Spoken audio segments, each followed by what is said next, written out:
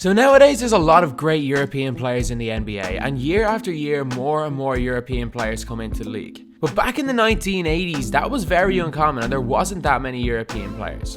And the European players that did come over to America were often just role players. But one player helped change the attitude completely towards European players in basketball, and that was Drazen Petrovic. So anyway, before this video starts, first of all, happy Christmas, and also we are doing a daily December. We are uploading a video every single day. So if you guys like this content, subscribe. We were originally trying to hit 25,000 subscribers by the end of the month, but we've absolutely smashed that. Now our goal is to hit 35,000 by the end of the year, which definitely is something that's possible. So if you guys like the content, subscribe, and big thanks to everyone that subscribed recently. If you have any more ideas for videos, please leave it in the comments because it's getting really difficult to think of an idea every day. So anyway, now let's get on to the video. So Drazen Petrovic started playing professional basketball at 15 years old. He played for a couple of years until he had to do 1 year of mandatory service in the military. And after that year, he moved to Sabona to play. In his first year, he won the Yugoslav League and the Yugoslav National Cup. And to top it all off, he brought the club their first European Cup title, beating Real Madrid, with Petrovic scoring 36 points in the game. He also won the European Cup the next year, beating his Zalgiris team in the final that was led by Arvydas Sabonis. In his 4 years with Sabona, he averaged 37.7 points in the Yugoslavian First Division and 33.8 points in all European-wide competitions, with game highs of 112 points in the Yugoslavian League and 62 points in the European competition. He was drafted by the Portland Trailblazers in 1986, but a law in Yugoslavia at the time wouldn't have allowed him to move to the NBA until he was 28 years old. However, he managed to work around this and in 1988 signed for Real Madrid for a reported $4 million.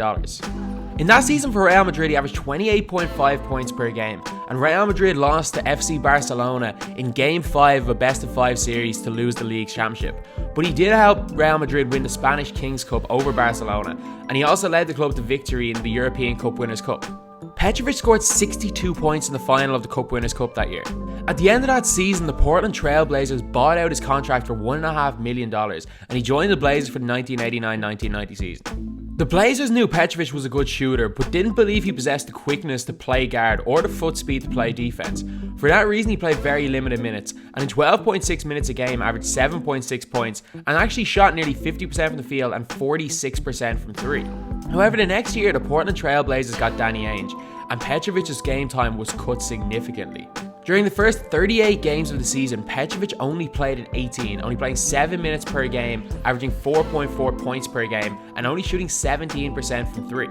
He was then traded to the New Jersey Nets. Before coming to the NBA, Petrovic had said that the only way he wouldn't succeed in the NBA is if he didn't get any playing time. And as soon as he went to New Jersey, he pretty much proved that he was right in saying that.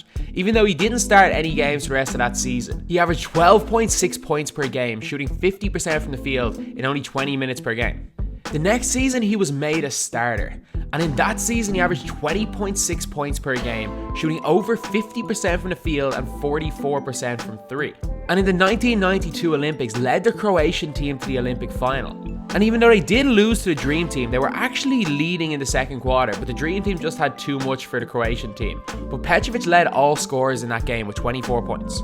The next season was the best season of his career.